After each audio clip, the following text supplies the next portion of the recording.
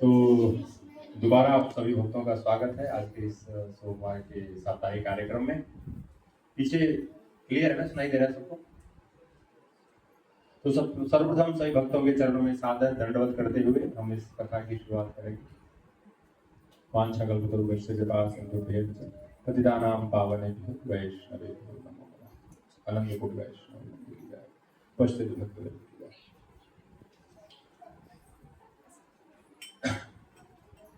तो जैसा कि हम सब जानते हैं, ये कौन सा महीना चल रहा है पता है किसी को?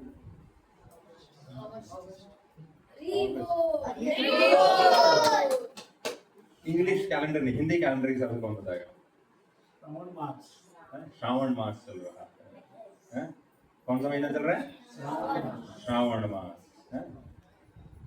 तो और ये अभी जो श्रावण मास से क्या शुरू हुआ है, एक बहुत ही स्पेशल इवेंट जो आने वाले महीने हैं, बहुत ही मुख्य है।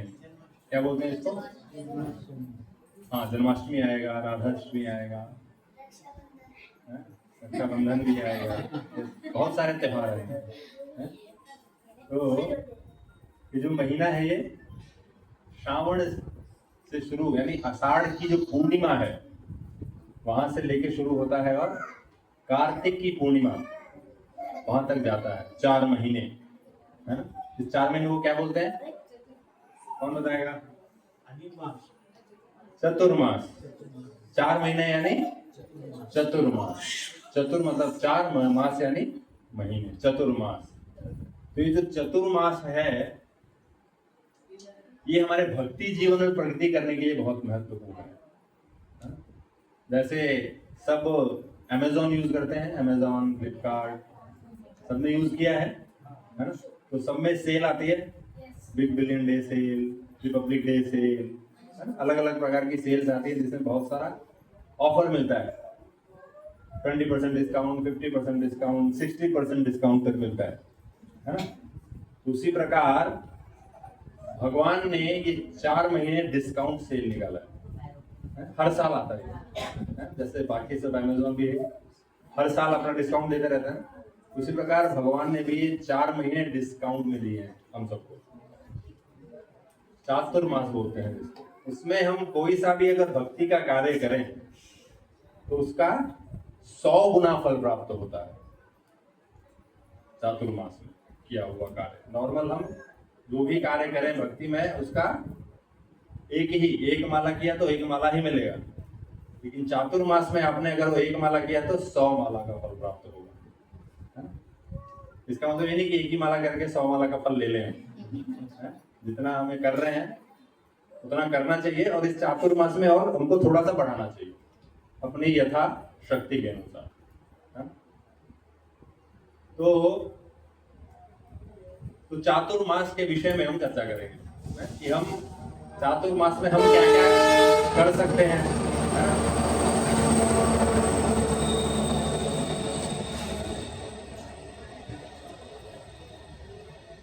तो ये जो पूर्णिमा है, आषाढ़ मास की पूर्णिमा से लेके कब तक चलता है? ये कार्तिक मास की पूर्णिमा है ना। 4 महीने। अभी कौन सा महीना चल रहा है? अगस्त शुरू है ना। अगस्त, सितंबर, अक्टूबर, नवंबर, ये 4 मंथ्स, 4 महीने तक ये चातुर्मास रहेगा, जिसमें जो लास्ट वाला महीना है नवंबर, वो कार्तिक मास है। वो सुपर डिस्काउंट है। ये डिस्काउंट है, कार्तिक मास में सुपर डिस्काउंट है। ये 100 टाइम्स है और कार्तिक मास में करेंगे तो 1000 टाइम्स हो जाता है। ठीक है। और यही कार्य आप अगर धाम में जाके करते हैं, है ना। धाम मतलब वृंदावन हो गया, पुरी हो गया, मायापुर हो गया, अयोध्या हो गया, तो ये भी जितने धाम है वहां धाम में जाके करेंगे तो वहां का और 100 टाइम्स बेनिफिट हो जाएगा, यहां से 100 गुना हो जाएगा। तो ये भक्ति का सेल है। तो बेसिकली क्या होता है, जो पूर्णिमा में एकादशी, इससे पहले जो आषाढ़ी एकादशी रहती है, इसको कौन सी एकादशी बोलते हैं? देवशयनी एकादशी, है ना। इसमें जो भगवान विष्णु हैं वो योग निद्रा में जाते हैं और ये 4 महीने तक वो योग निद्रा में रहते हैं। श्रावण, भाद्रपद, अश्विन और कार्तिक, ये 4 महीने योग निद्रा में रहते हैं। उनकी योग निद्रा हमारी निद्रा जैसी नहीं है। हम तो सो जाते हैं तो हमें पता नहीं चलता क्या आ रहा है ना। सुबह उठते हैं तभी पता चलता है कि हाँ अभी है। लेकिन भगवान योग निद्रा में रहते हैं तो ब्रह्मांडों की सृष्टि होती है। इसलिए भगवान की योग निद्रा अलग है और हमारी निद्रा अलग है। तो भगवान का एक नाम है नारायण। क्या नाम है? नारायण। मीनिंग बताए इसे किसी को? नारायण का क्या अर्थ है?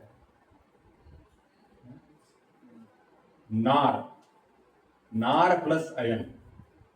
नार यानी जो पसीना, भगवान के पसीना जो निकलता है वो अयन यानी विश्राम करते हैं। तो जो अपने ही पसीने से निकले हुए जल में विश्राम करते हैं उनको नारायण कहते हैं। या नर का अर्थ हो गया मनुष्य या जीव। अयन यानी विश्राम स्थल। तो जो सब जीवों के आश्रय हैं वो कौन है? नारायण। ऐसे तो भगवान का भी पसीना जो रहता है वो कैसा है? दिव्य है। वो हमारे पसीने जैसा बदबूदार नहीं है वो। मैं 2 बार एटलीस्ट नहाना पड़ता है, नहीं तो क्या होगा? बदबू आएगी शरीर से, है ना। लेकिन भगवान का पसीना ऐसा नहीं है। भगवान का पसीना कैसा है? दिव्य है। तो जो पूरा ब्रह्मांड है, भगवान जब ब्रह्मांड में आते हैं तो पूरे ब्रह्मांड को आधा अपने जल से भरते हैं, यानी पसीने से भर देते हैं, जल से, पसीने के जल से, और उसमें फिर लेटते हैं वो।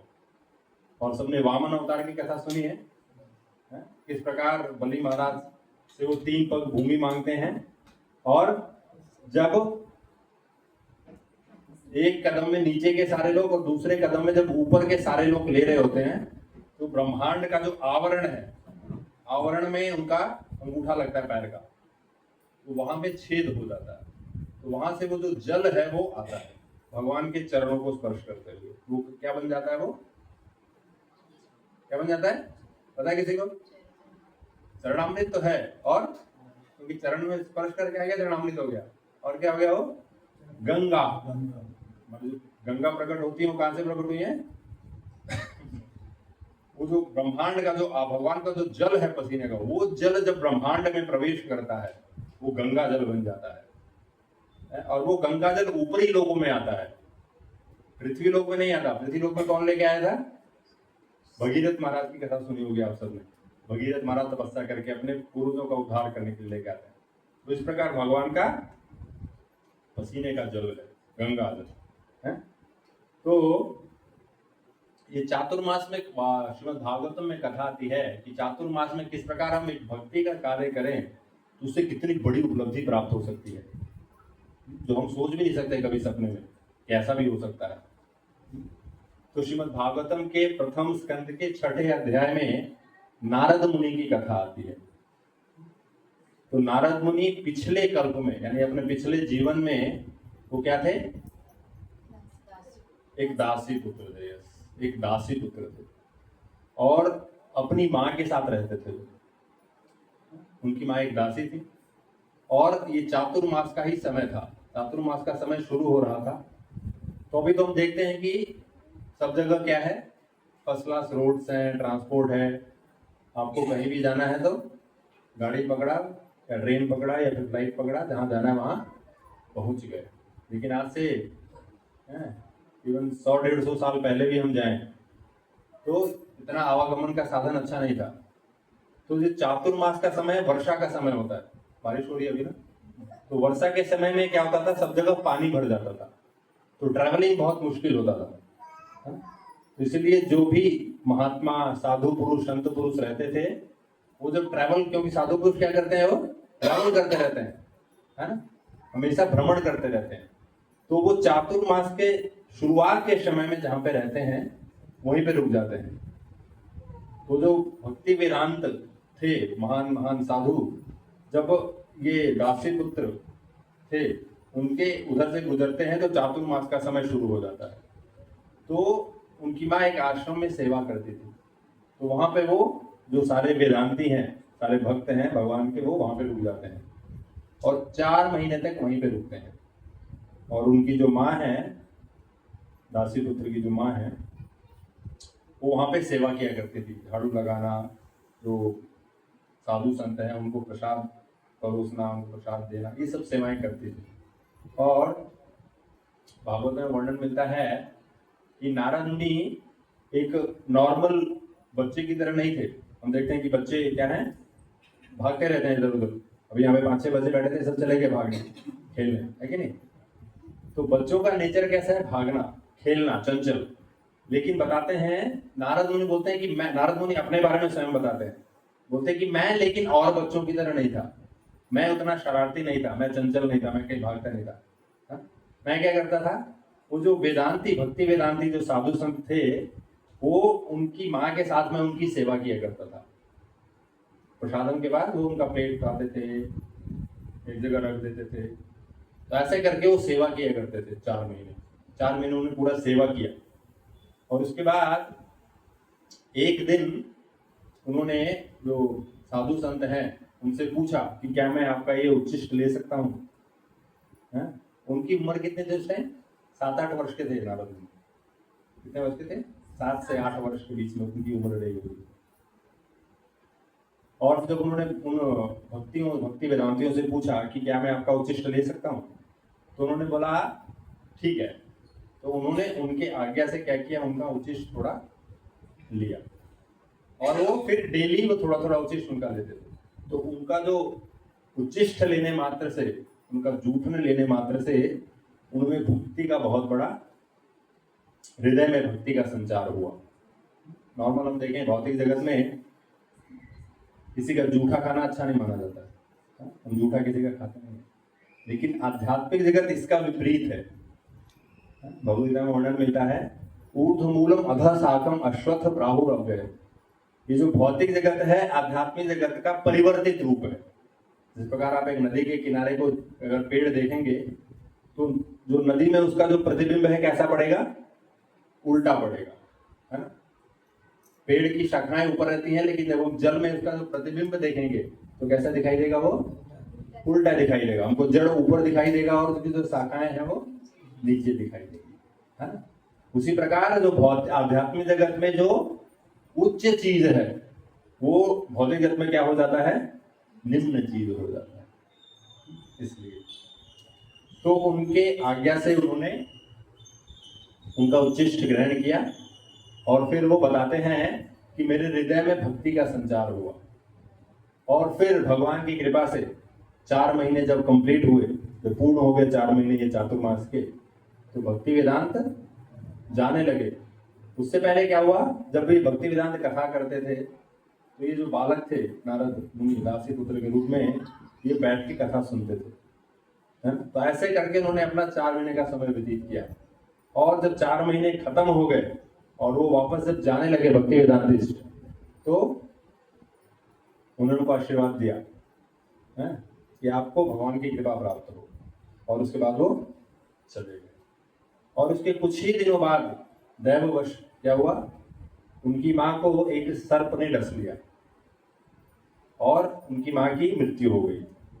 तो नारद मुनि बताते हैं भागवतम में कि मैंने इसे भगवान की कृपा समझा, क्योंकि वो भक्ति वेदांतियों के साथ जाना चाहते थे, लेकिन क्योंकि उनकी माँ थी इसलिए उनको छोड़ के वो नहीं डाल रहे थे।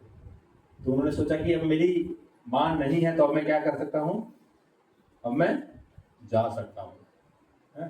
तो फिर वो माँ के देहांत के बाद वो क्या किए, सीधा घर छोड़ के और उत्तर की तरफ यानी हिमालय की तरफ उन्होंने प्रस्थान किया। और सारे नगरों शहरों होते हुए वो हिमालय के पास पहुंचे और वहां पे एक अश्वत्थ वृक्ष के नीचे बैठ के भगवान का ध्यान करने लगे, भगवान के परमात्मा स्वरूप के। और ऐसे करके बहुत समय, बहुत वर्ष बीत गए, और जब वो परमात्मा का ध्यान कर रहे थे तो अचानक उनको भगवान का दर्शन प्राप्त हुआ अपने हृदय में, चतुर्भुज रूप में भी भगवान विष्णु ने उनको दर्शन दिया परमात्मा रूप में। और वो दर्शन पाकर जो नारद मुनि है वो बहुत ही तृप्त हो गए, बहुत ही संतुष्ट, बहुत ही प्रसन्न हो गए। लेकिन वो जो दर्शन था कैसा था, बहुत ही फ्रैक्शन ऑफ सेकंड्स के लिए था। जैसे ही दर्शन हुआ और अचानक दर्शन फिर गायब हो गया। तो नारद मुनि जो दासी पुत्र थे उन्होंने सोचा दोबारा ध्यान लगाता हूँ। तो उन्होंने दोबारा ध्यान लगाया, दोबारा दर्शन हुआ नहीं। तो ऐसे करके उन्होंने बहुत ध्यान लगाने का प्रयास किया, लेकिन वो जो दर्शन उनको हुआ था वो दोबारा दर्शन उनको प्राप्त नहीं हुआ। बहुत प्रयास किया फिर भी नहीं हुआ। तो फिर ऊपर से एक आकाशवाणी हुई, भगवान ने स्वयं बोला कि हे पुत्र, अभी तुमको इस जन्म में अब दोबारा दर्शन प्राप्त नहीं होंगे, आप तपस्या करो और अगले जीवन में आप मेरे दर्शन प्राप्त कर सकोगे अगले जीवन। तो ब्रह्मा का जब अगला दिवस आया तो नारद जी भगवान पे ध्यान करते करते इन्होंने अपना देह त्याग दिया, और जब अगले जीवन में इनका जन्म हुआ, कैसे, किसके रूप में जन्म हुआ? नारद मुनि, ब्रह्मा के मानस पुत्र के रूप में जन्म हुआ। ब्रह्मा के मानस पुत्र के रूप में नारद मुनि के रूप में जन्म हुआ। आध्यात्मिक शरीर है नारद मुनि का, कि कहीं भी जा सकते हैं वो, इस तीनों लोगों में वो कहीं भी जा सकते हैं, वैकुंठ लोक, गोलोक धाम, हर जगह उनको वीजा है, उनको कहीं की वीजा की जरूरत नहीं है, किसी कहीं भी जा सकते हैं। तो देखिए जो चातुर्मास का कितना महत्व है। केवल 4 महीने भक्ति वेदांतियों का संग, भक्ति किया उन्होंने, है ना, और उसके बाद जो उनके हृदय में भक्ति का संचार हुआ, उन्होंने तपस्या किया, तो अगला शरीर कैसा प्राप्त हुआ? वो सीधा नारद मुनि बन गए। तो ये महत्ता है। तो हम में से हम जो भी चातुर्मास का पालन करेगा फर्स्ट क्लास, तो हम बता नहीं सकते आगे भगवान की कितनी कृपा प्राप्त होगी उसको, भगवान के पार्षद बन सकते हैं। तो साधना सिद्ध 2 प्रकार के भक्त होते हैं, एक साधना सिद्ध होते हैं और एक नित्य सिद्ध होते हैं। साधना सिद्ध का अर्थ हुआ जो साधना करके भक्ति के उच्च स्तर को प्राप्त करता है। साधना का अर्थ क्या हुआ? 16 माला जप हो गया, प्रभुपाद ने जो दिया है 16 माला जप, 4 नियमों का पालन, प्रभुपाद की बुक्स पढ़ना, भक्तों का संग लेना, ये सब नियमित रूप से करना, ये सब हम नियमित रूप से करते हैं तो है साधना है। और जो जप है वो प्रातः काल में करना, ब्रह्म मुहूर्त में करना, तपस्या है ये। ब्रह्म मुहूर्त में सुबह उठ के जप करना क्या है? तपस्या है कि नहीं? सब नहीं कर पाते हैं तपस्या, सब नहीं कर पाते हैं। तो जितना हम तपस्या करेंगे उसका फल कैसा होगा? उतना ही मीठा होगा। आध्यात्मिक जीवन कैसा है? भगवान बताते हैं भगवद गीता में कि प्रारंभ के दिनों में आपको वो विष जैसा लगेगा। सुबह सुबह 4 बजे उठना बहुत मुश्किल है कि नहीं? उठना चाहेगा कोई 4 बजे? नहीं उठना चाहेगा, तो विष जैसा लगेगा। लेकिन अगर आपने उस विष को पिया, 4 बजे उठे हैं, माला किया, फिर धीरे धीरे वो कैसा हो जाएगा? वो आनंद हो जाएगा, आनंद प्राप्त होगा। आनंदमयोभ्यासा, जीव का स्वरूप कैसा है? आनंदमयोभ्यासा, यानी हम सब आनंद की खोज में है कि नहीं? हम जो भी कार्य करते हैं हम चाहते हैं कि उसमें से थोड़ा सा तो आनंद मिले हमको। क्यों? क्योंकि जीव का स्वरूप ही है आनंदमयोभ्यासा, आनंद की खोज में है वो। तो भक्ति में जीवन कैसा है?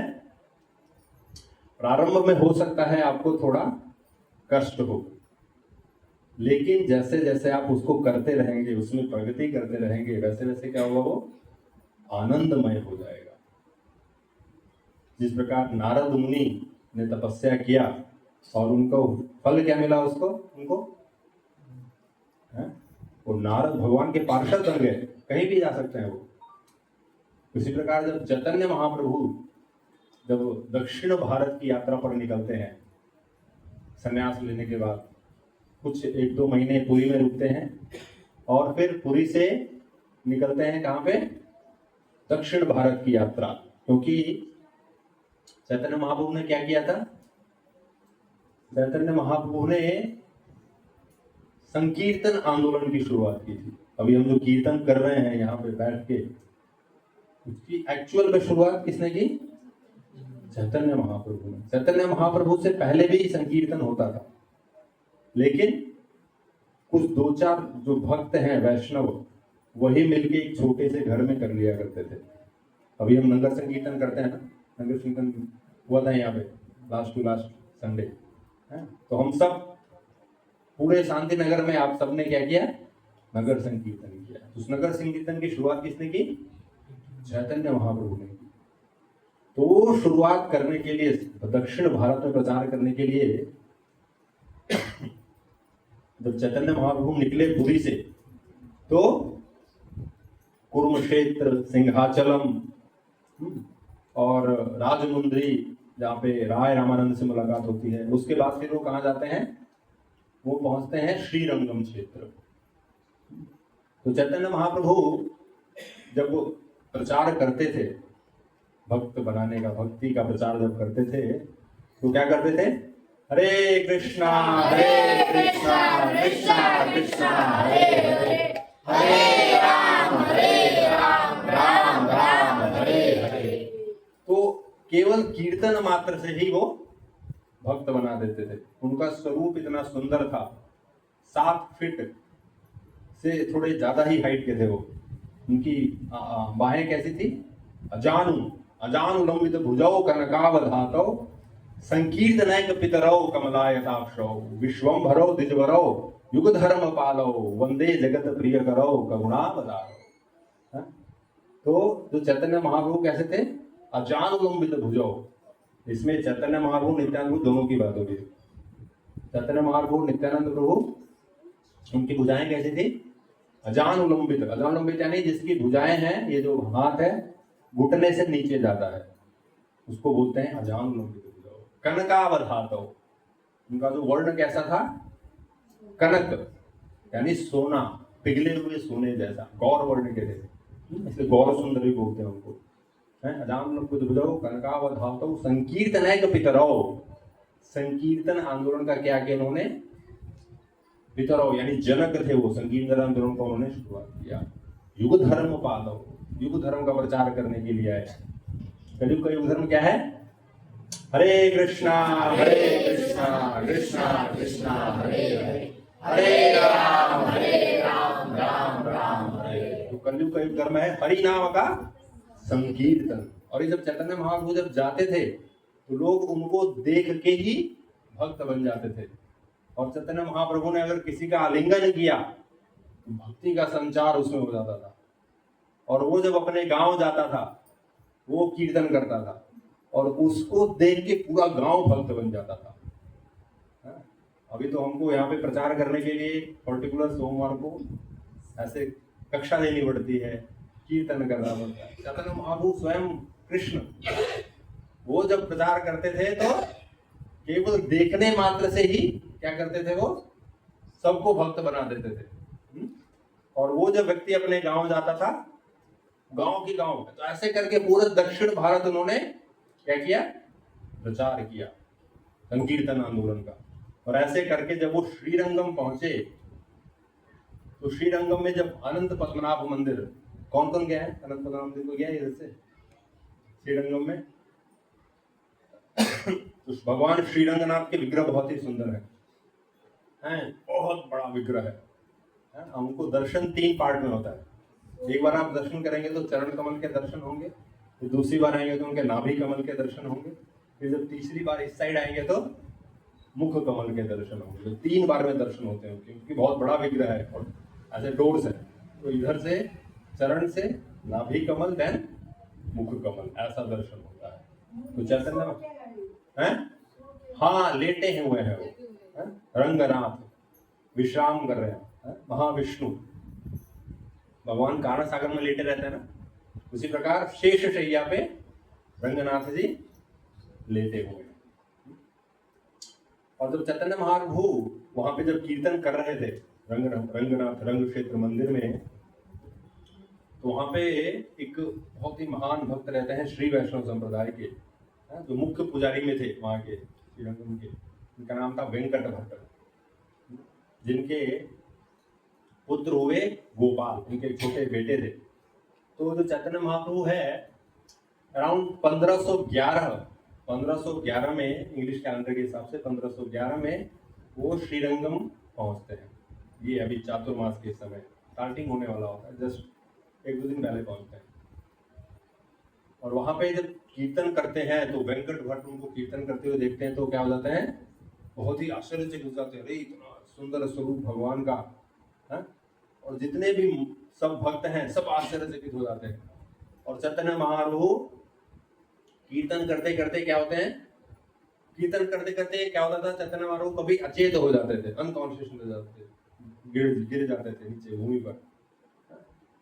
फिर जब बाह्य चेतना आती थी तो फिर वापस उठते थे, फिर कीर्तन करते थे। तो ऐसे जब श्रीरंग मंदिर में जब कीर्तन कर रहे थे तो जब अचेत हो जाते हैं तो वेंकट भट्ट आते हैं वहां पे और सब भक्तों को हटाते हैं और उनको थोड़ा सेवा करते हैं। और चैतन्य महाप्रभु से प्रार्थना करते हैं कि अभी चातुर्मास का समय शुरू होने वाला है, आप कृपया मेरे घर पे इस 4 महीने रहिए। तो चैतन्य महाप्रभु उनकी इस बात को स्वीकार कर लेते हैं और वहां पे वो 4 महीने रहते हैं। तो चैतन्य महाप्रभु सवेरे उठते हैं, कावेरी नदी है वहां पे, कावेरी नदी में स्नान करते हैं और वहां पे मंदिर में कीर्तन, तो चैतन्य महाप्रभु जी था। और वेंकट भट्ट से शास्त्रों के ऊपर थोड़ा चर्चा करते थे, तो उनका डेली का दिनचर्या था। और जो उनके छोटे पुत्र थे जिनका नाम हुआ गोपाल, नाम था उनका, जिनका आगे चल के हुए गोपाल क्या बने, षड गोस्वामियों, यहाँ पे पिक्चर देख रहे हैं आप गोस्वामियों की, षड गोस्वामियों की, इसमें से एक गोस्वामी बने, गोपाल भट्ट गोस्वामी।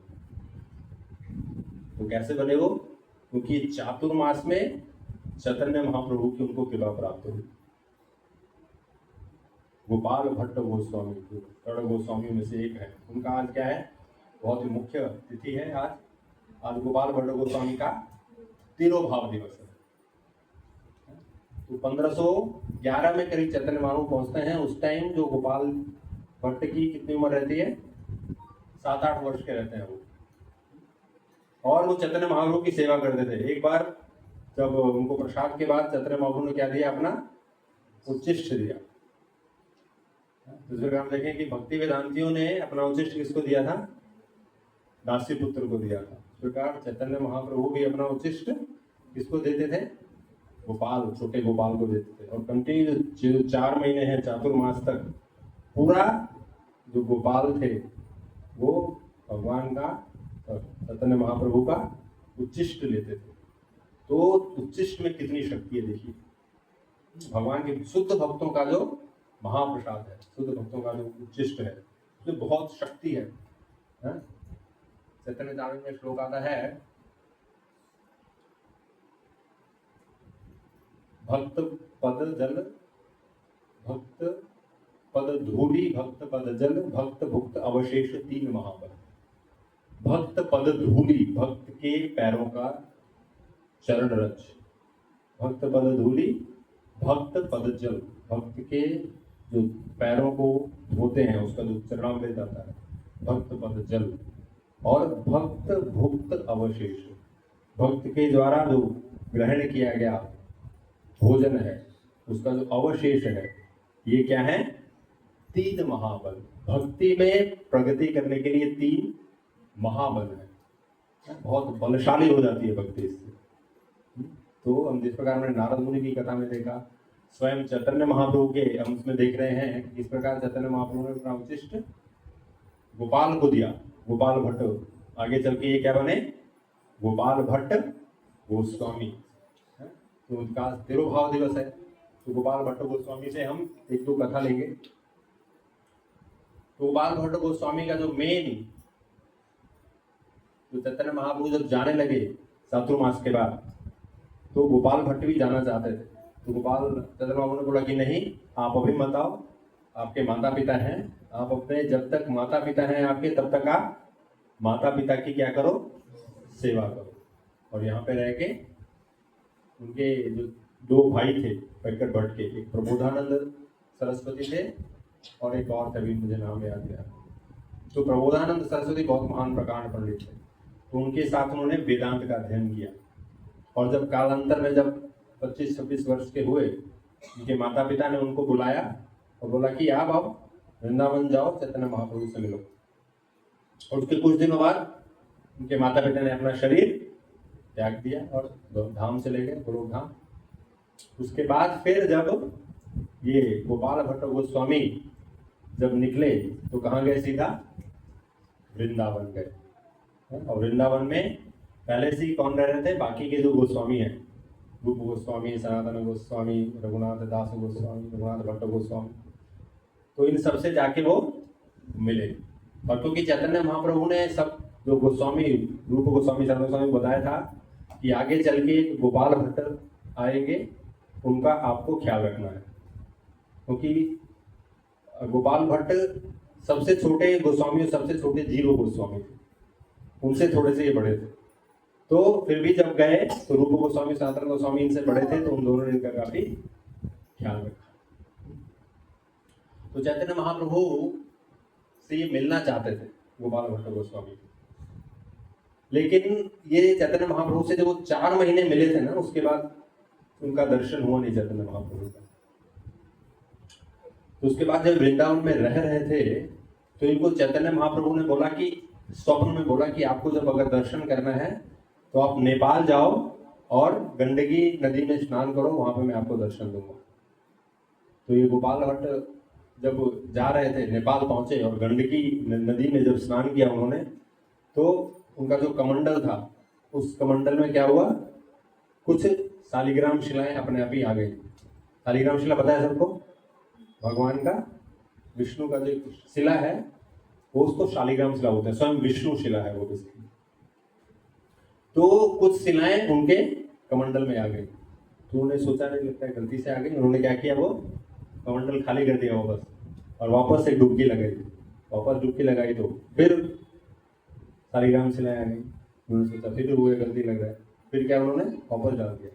तीसरी बार जब डुबकी लगाया तो कुछ 12 शिलाएं उनके कमंडल में आ गई। और फिर इस बार उन्होंने जब देखा तो उन्होंने सोचा कि लग रहा है भगवान की ये इच्छा है। उन्होंने वो 12 शिलाओं को क्या किया? वो लेके आए वृंदावन। और वृंदावन से जब वापस आ रहे थे, वहां से नेपाल से जब वापस आ रहे थे वृंदावन के पास, तो सहारनपुर एक जगह है, वहां पे एक माधव प्रसाद शर्मा से उनकी मुलाकात होती है। उनका कोई पुत्र नहीं था, तो ये गोस्वामी से प्रार्थना करते हैं कि मुझे कोई पुत्र नहीं है। तो गोपाल भट्ट गोस्वामी उनको आशीर्वाद देते हैं और वो बोलते हैं कि अगर मेरा पुत्र होगा तो मैं उसको आपकी सेवा में भेज दूंगा। तो इस बात को 10-12 वर्ष हो जाते हैं, गोपाल भट्ट गोस्वामी वृंदावन आ जाते हैं। इस बीच में क्या होता है, वृंदावन में एक बहुत बड़े सेठ आते हैं, और सेठ क्या करते हैं? बहुत सारे वस्त्र, आभूषण भगवान को सजाने के लिए क्या करते हैं? वो सारे गोस्वामियों को देते हैं, और गोपाल भट्ट गोस्वामी को भी देते हैं।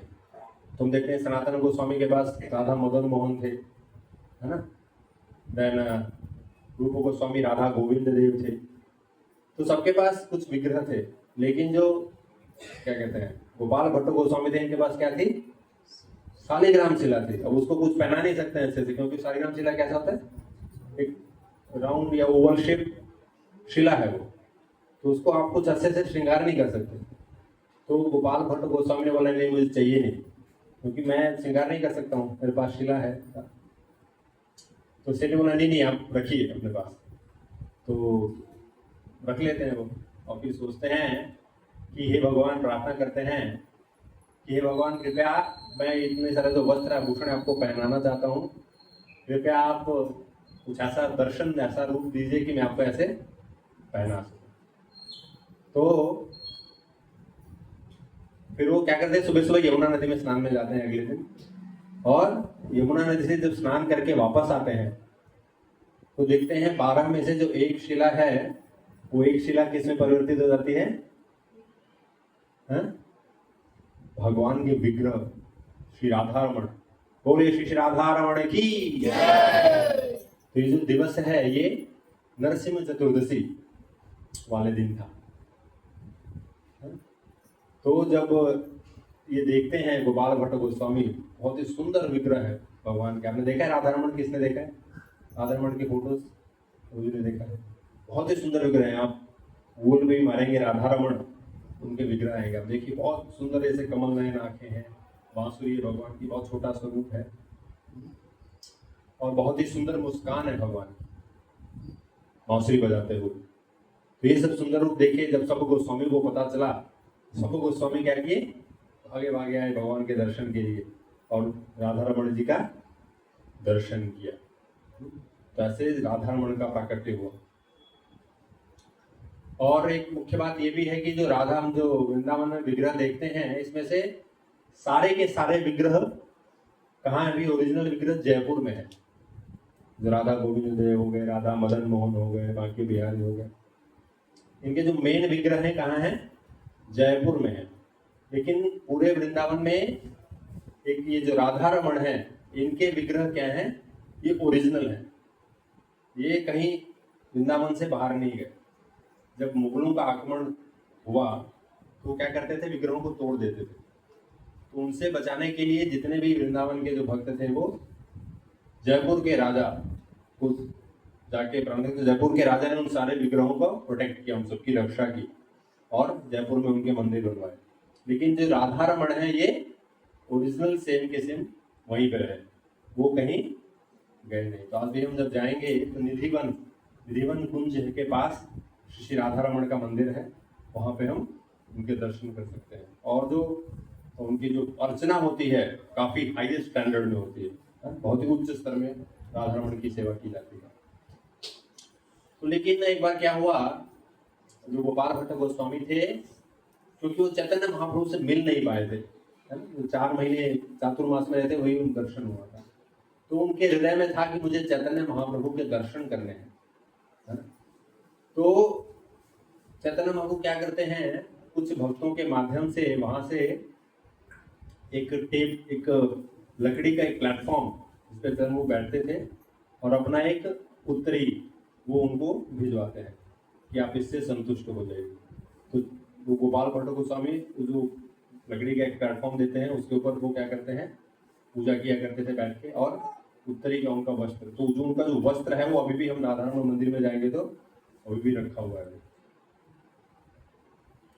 तो चैतन्य महाप्रभु ने क्या किया, उनको जो मन में, गोपाल भट्ट गोस्वामी के हृदय में इच्छा थी कि चैतन्य महाप्रभु का दर्शन करना है मुझे। तो वो सबसे एक बार क्या होता है, वो सोए रहते हैं, तो स्वप्न में वो क्या देखते हैं कि जो राधा रमण के विग्रह हैं वो क्या हो जाते हैं, वो चैतन्य महाप्रभु के रूप में परिवर्तित हो जाते हैं। और फिर चैतन्य महाप्रभु के विग्रह राधा रमण में परिवर्तित हो जाते हैं और उनको बोलते हैं कि मैं, बोलते हैं उनको स्वप्न में कि मैं और ये जो राधा रमण है एक दूसरे से क्या है, अभिन्न है, यानी हम दोनों एक ही है बेसिकली। तो आप इनकी सेवा कर रहे हो, मतलब आप मेरी सेवा कर रहे हो, चलो हम बोलते हैं। तो उसके बाद जो गोपाल भट्ट गोस्वामी है वो बहुत ही तीव्रता से उनकी सेवा करते हैं। ऐसे कर करके पूरा उनका जीवन व्यतीत होता है, बहुत सारे ग्रंथ लिखते हैं। और 1586 ईस्वी में उनका तिरोभाव होता है, जो आज हम तिरोभाव दिवस मना रहे हैं। तो जो भी ये आचार्य होते हैं, महान भक्त होते हैं, इनके जो आविर्भाव दिवस हो गए या जो तिरोभाव दिवस हो गए, वो क्या है, वो बहुत ही महत्वपूर्ण है।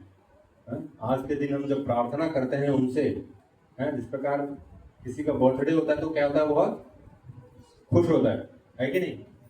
बच्चे खुश होते नहीं होते? बर्थडे में खुश होते हैं क्योंकि गिफ्ट मिलता है कि नहीं? तो उसी प्रकार जब भगवान का भी या महान भक्तों का भी जब आविर्भाव दिवस होता है या तिरुभाव दिवस होता है, तो उस दिन वो प्रसन्न रहते हैं।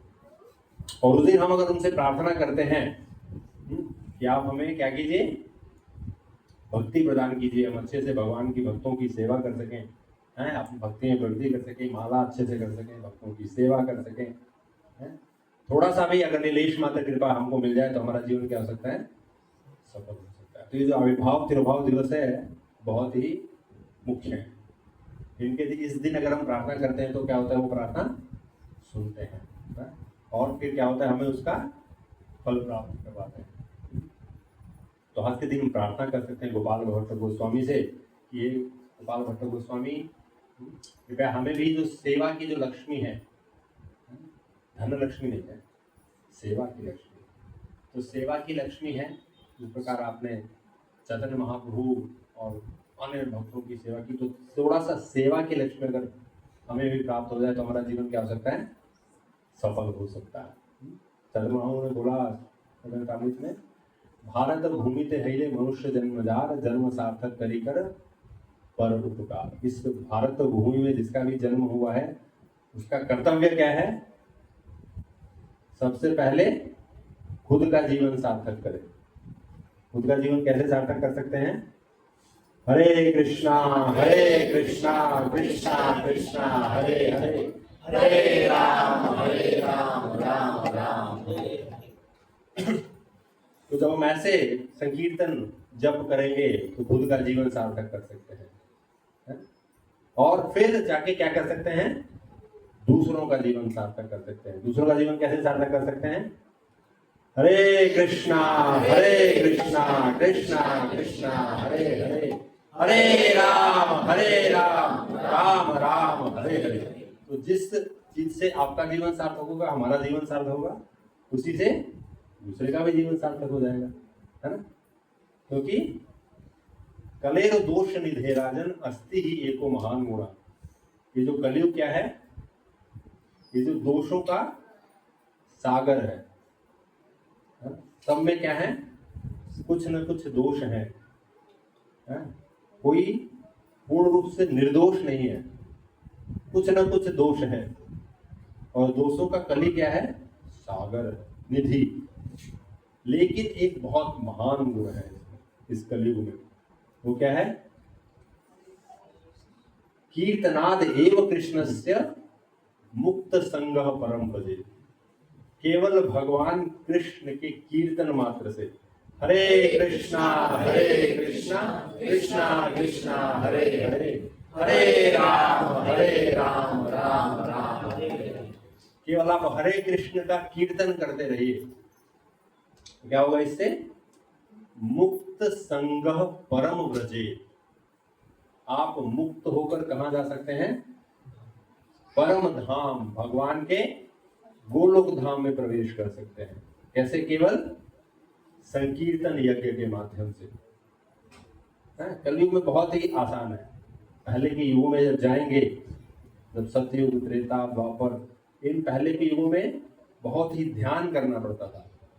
ध्यायतो विष्णु त्रेतायाम विदतो मुख है, द्वापरे परिचर्यायाम कलौ तद हरि कीर्तना। कृते यानी सतयुग में ध्यायतो विष्णु, भगवान का क्या करना पड़ता था, ध्यान करना पड़ता था, है। एक जगह बैठ के हम देखते हैं सतयुग में मिलता है कि हिरण्यकशिपु ने कितना तपस्या किया, एक अंगूठे के पे खड़े होके 100 दिव्य वर्षों तक तपस्या किया इसने। 100 हमारे अभी जो ये 100 वर्ष कैलकुलेशन नहीं, दिव्य वर्ष।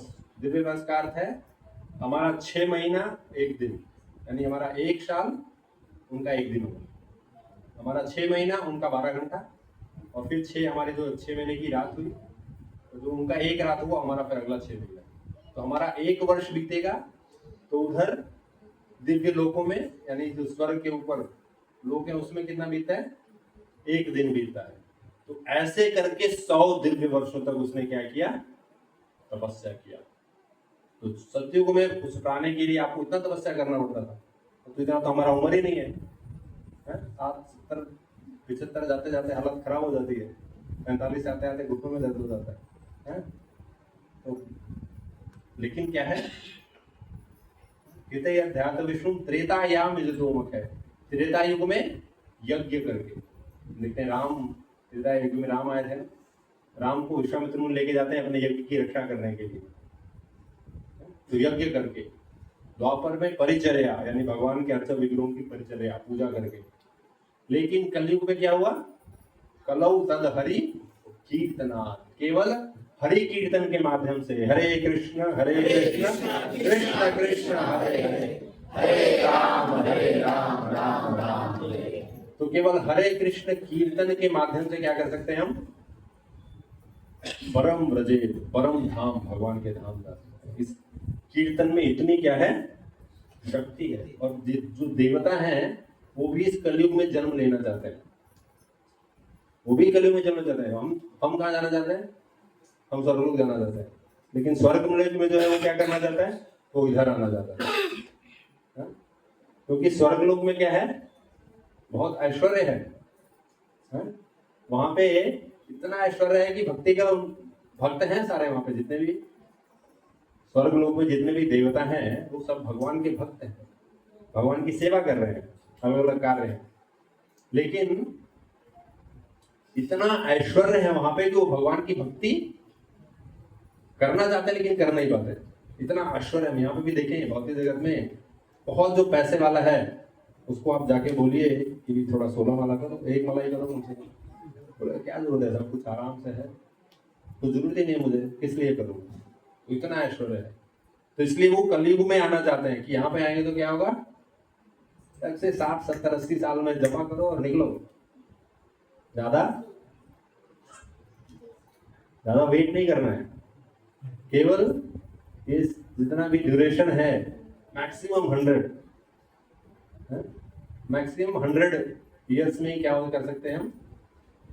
और अभी तो जैसे मेरा तो 44-45 करीब है, तो 100 तो जाना नहीं है, 20-25 साल ही है समझो एक तरह से। तो इस 20-25 साल में अगर अच्छे से भक्ति किया तो क्या हो सकता है, भगवत धाम जा सकते हैं।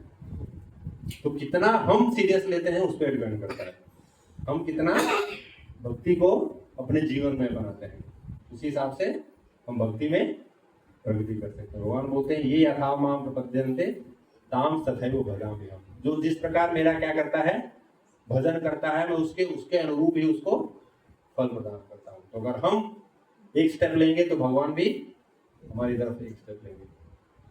वर्णन मिलता है कि हम एक स्टेप लेंगे तो भगवान 100 स्टेप्स लेते हैं, क्योंकि भगवान हमसे ज्यादा आतुर है हमको अपने पास लेने के लिए, लेकिन हम नहीं जाना चाहते। तो इसके साथ ही ये चातुर्मास का हमने महत्व देखा कि इस प्रकार चातुर्मास में हम थोड़ा सा भी भक्ति करें तो क्या हो सकते हैं, बहुत महान प्रगति कर सकते हैं भक्ति जीवन में। बहुत बहुत धन्यवाद। हरे कृष्णा कृष्णा कृष्णा हरे हरे, हरे राम राम राम हरे हरे। तो आज के प्रसंग से कुछ टीका टिप्पणी प्रश्न है तो आप पूछ सकते हैं।